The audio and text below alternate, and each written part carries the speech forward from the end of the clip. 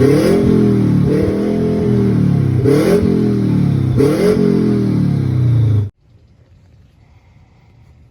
happening, guys? So this is my Dart 2015 with a 2.4 that I'm in the middle of putting a turbo on, and as you can see, I've got my intercooler piping hooked up. I just have that front plastic cover there zip tied up so it doesn't flap on the wind. But anyway, so my intercooler piping's all in. As you can see, it comes up inside, clamps to the turbo there, runs up, around, and then I have it come through the sidewall, and then up and in. Intercooler piping's all in.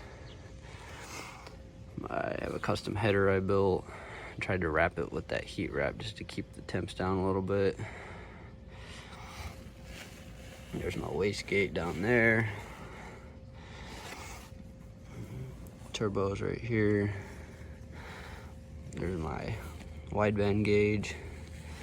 And since I only have about a foot of exhaust right now off the turbo, I had to stick both my sensors right there. I may move them just so it's not so close to the turbo later on once I run full exhaust out.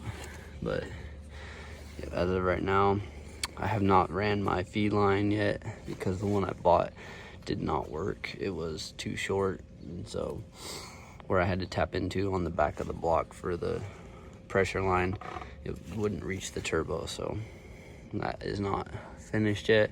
My return line is in. Yep, and then you can see the feed line runs to the oil pan we just tapped, and so for some reason it leaks, and so I have a new oil pan on the way, and I also have a different style return line because for some reason the return line going into the oil pan, I don't know if the gasket didn't seal right on the inside of the oil pan or if it's just a faulty fitting on the return line, but it leaks really bad. And I've tried all kinds of stuff, and you can probably see that I've used silicone all over the, let's see here, coated it in silicone trying to get the leak fixed, but as of right now it is still leaking, so it's just sitting for now. But yep, that's about where we're at right now. My blow off valve will be here later this week, I believe.